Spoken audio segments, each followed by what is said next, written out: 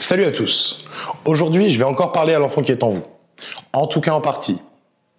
Car si pour la plupart d'entre vous, vous avez été biberonné au Disney, Pixar, DreamWorks ou encore Ghibli, il y a souvent un monsieur qu'on oublie et qui pourtant nous a offert certains des plus beaux moments de l'animation. Et au passage, quelques traumas. Et il s'agit de Don Bluth. Waouh, raconte-moi tout, je veux tout savoir. Vraiment? Non. Mais bon, vu qu'on est là, vas-y, parle-nous de Dan Bluth. Né en 1939 à El Paso, au Texas, il rentre 20 ans plus tard chez Disney comme assistant animateur sur La Belle au bois dormant. Il grimpe tranquillement les échelons jusqu'à devenir directeur d'animation sur Bernard et Bianca, ou bien encore sur Peter et Elliot le Dragon. Il terminera en beauté en travaillant sur l'animation de Rox et Rookie en 1981. Et juste pour le name dropping, le quoi? Le largage de nom. Pour les plus récalcitrants à la langue de Michael Jackson. Je disais donc pour le largage de nom, il a formé ou travaillé avec des gens qui ont fait quelques petites choses par la suite. Tim Burton, que normalement on n'a plus besoin de présenter, qui réalisera 2 Batman, 2 Beetlejuice, qui écrira L'étrange Noël de Monsieur Jack, qui réalisera Les Noces funèbres, et plein d'autres films tout aussi incroyables que vous connaissez sûrement. Ou pas. Henry Selick, qui réalisera L'étrange Noël de Monsieur Jack de Tim Burton, qui a aussi fait James et la pêche géante, ou le sombrement magnifique Coraline. Et enfin, Ron Clements. Waouh, mais c'est incroyable. Ron Clements, quoi. Carrément. Tu sais pas qui c'est? Pas du tout. Si le nom ne vous parle pas, il est quasiment impossible d'avoir échappé à un de ses films durant ces 30 dernières années. En vrac, il a réalisé ou co-réalisé Basile détective privé, La petite sirène, Hercule, Aladdin, La planète au trésor, La princesse et la grenouille ou encore Vaiana. Ok, c'est super, mais est-ce que tu peux revenir sur le sujet, s'il te plaît? On est en train de les perdre là. Donc, ce bon Dan Bluth, à l'aube des années 80, décide de s'émanciper de l'influence de la souris aux grandes oreilles pour créer son propre studio d'animation, sobrement appelé Don Bluth Productions. Et si vous êtes un enfant des années 80 ou 90, eh ben déjà bienvenue. Mais ensuite, les titres des films que je vais vous citer là, je suis quasiment sûr qu'ils sont passés au moins une fois devant vos yeux de bambins innocents. Fievel et le Nouveau Monde, Le Petit Dinosaure et la Vallée des Merveilles, coproduit par Steven Spielberg.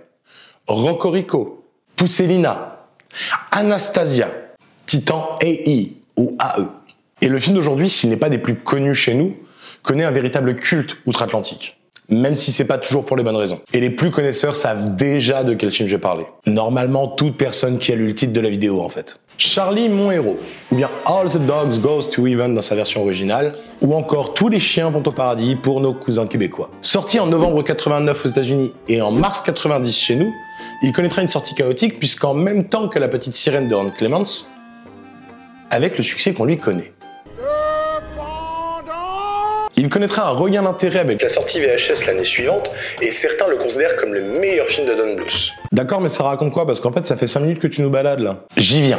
Nous sommes en 1939 à la Nouvelle-Orléans. Charlie est un chien roublard que son associé Carcasse a fait mettre à la fourrière pour ne plus avoir à partager les bénéfices. Il est aidé dans son évasion par son ami et fidèle bras droit, Gratouille.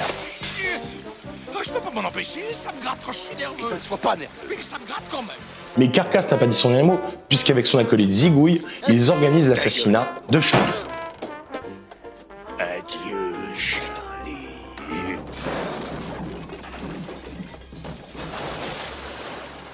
Une fois au paradis, celui-ci trouve le moyen de retrouver sa montre, la montre de sa vie, et de la remonter afin de revenir sur Terre. Mais comme lui dit l'ange rose,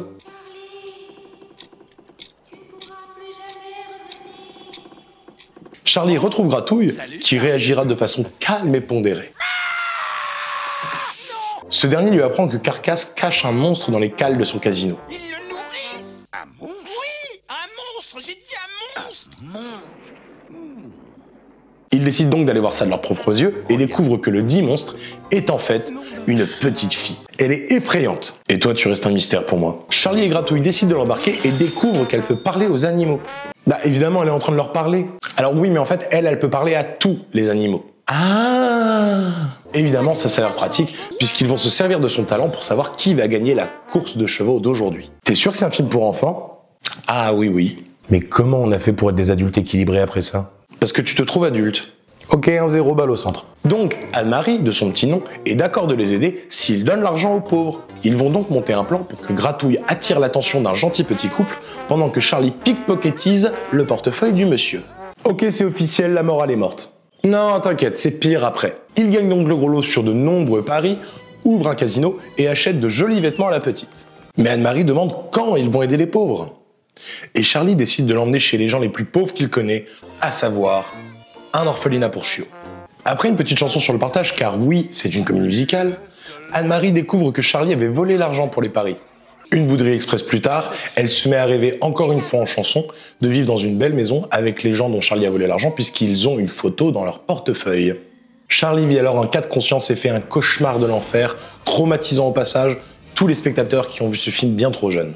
À son réveil, il apprend que Anne-Marie est partie voir la famille Portefeuille. Elle y est accueillie comme une princesse, mais Charlie va encore la rouler dans la farine. C'est une raclure en fait. Ouais, mais il a la classe. Ah donc c'est ça le message du film. En gros, si t'es beau, t'as le droit d'être un connard manipulateur. Eh bah bravo monsieur Bruce, bravo le message. C'est bien pour les enfants ça. T'as fini?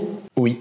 Charlie et Anne-Marie échappent à une attaque de carcasse, mais ne sont pas sortis d'affaire pour autant. En tombant dans les égouts, ils font la rencontre d'une étrange tribu de rats, que Anne-Marie ne comprend pas puisqu'ils parlent une langue étrange, qui adore le roi Gator. Si tout indique que cela pourrait être leur dernier moment, la voix de Charlie va les sauver.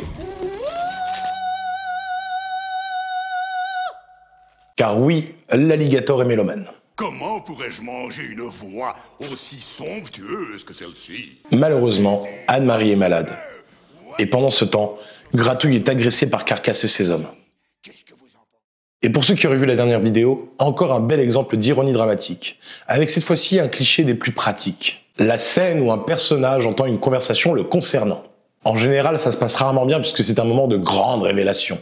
Donc évidemment, Anne-Marie le vit mal et s'enfuit et se fait rattraper par Carcasse. Et pendant que Charlie part la sauver, Gratouille file chez la famille Portefeuille afin qu'ils aident la petite. Et lorsque le combat tourne à son désavantage, sa voix va encore une fois le sauver. Gratouille, pendant ce temps-là, non content d'avoir rameuté la famille, nous ramène en plus tous les chiens de la Nouvelle-Orléans. Mais que serait un bon combat final sans le feu et les flammes? Devant le dilemme de sauver Anne-Marie ou sa propre vie en récupérant sa montre, Charlie sauvera la petite. Et après l'avoir mise en sécurité, il tentera d'aller récupérer la montre, mais le mécanisme a pris l'eau.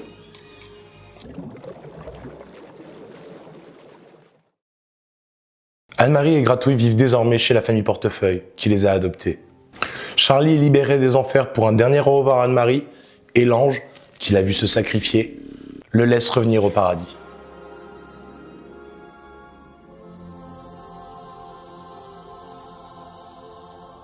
Et c'est la fin de Charlie, mon héros.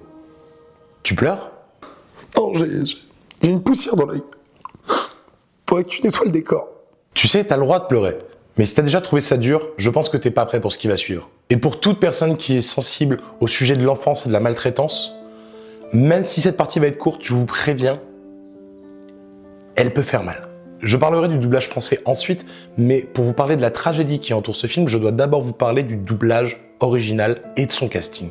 Et je sais que Sonia Lu et Le Puits Animé en ont parlé dans une de leurs vidéos, mais je ne pouvais pas ne pas en parler. Et au passage, allez les voir, elles sont vachement bien. Judith Barcier était le nom de la jeune comédienne qui a prêté sa voix à Anne-Marie. Elle a été assassinée par son père peu de temps après ses prises de voix. Et je ne veux pas m'avancer parce que j'ai pas de version officielle, donc ce que je dis est hypothétique. Mais honnêtement, même si Burt Reynolds est un acteur de génie, ce que j'entends dans cette voix, et c'est peut-être parce que je connais l'histoire, mais c'est plus qu'un grand acteur. C'est la voix d'un homme endeuillé qui doit gérer avec le vide laissé par sa jeune partenaire de 10 ans. Et je vous laisse plutôt écouter. Charlie. Yeah, it's me. How you feeling, kid? Okay, how are you? Well, I come to say goodbye. Where are you going? Just on a little trip. Listen, Squeaker, I want you to do something for me, all right? Uh-huh. I want you to take care of Itchy. You know, just while I'm gone. You got a home now, and he doesn't have anybody. Don't worry, Charlie, I will. Great. Well, goodbye, little buddy. Oh, Charlie, I'll miss you. Yeah, I'll miss you too, Squeaker. Now, you go to sleep, huh? Charlie, will I ever see you again? Sure. Sure you will, kid. You know, goodbyes aren't forever. Then, goodbye, Charlie. I love you.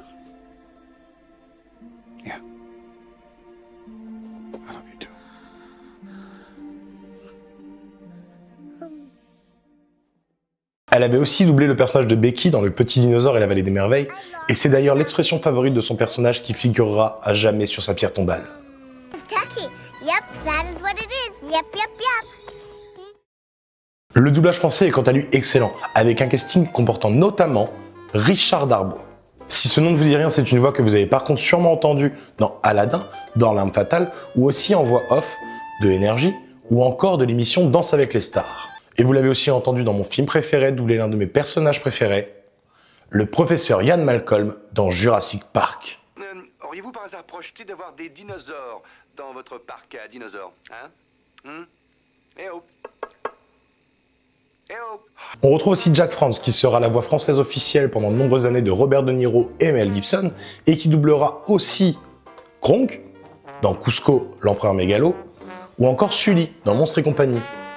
Et pour finir, mais pas des moindres, c'est d'un couple de doubleurs que je vais parler maintenant. Un duo qui a laissé une marque indélébile dans l'esprit de tous les téléspectateurs de ces 30 dernières années, avec un monument de l'animation. Et je parle bien sûr de Philippe Pétieux et Véronique Augereau. Tes effets d'intro sont toujours aussi nuls. Et si je te dis Homer et Marge, ah bah là on comprend mieux. Ce sont eux qui depuis plus de 30 ans prêtent leur voix en français au couple de parents à la peau jaune le plus connu du monde. Et tu voudrais pas nous faire une vidéo sur le doublage un jour? Carrément. Mais pour aujourd'hui, je pense qu'on va s'arrêter là parce que regarde, la vidéo est presque finie. Espèce d'escroc, c'est toi qui décides combien de temps elle dure la vidéo. C'était Déclassé, l'émission où on parle de films dont tout le monde se fout, sauf moi. Et moi, et bientôt vous. Avant de vous dire au revoir, je tiens à remercier ceux qui sont restés jusque-là. Et j'aimerais vous proposer quelque chose. À partir de la semaine prochaine, je voudrais mettre en place des courts-métrages. Donc ce sera évidemment d'abord les miens et ceux de ma bande, mais à l'avenir, pourquoi pas les vôtres. Donc si jamais l'idée vous plaît, je vous laisse me le dire en commentaire. Sinon, commentez et partagez, proposez-nous des films, ça fait toujours plaisir. Prenez soin de vous, à dans 2 semaines, et comme dirait Ian Malcolm, C'est vraiment un gros tas de merde.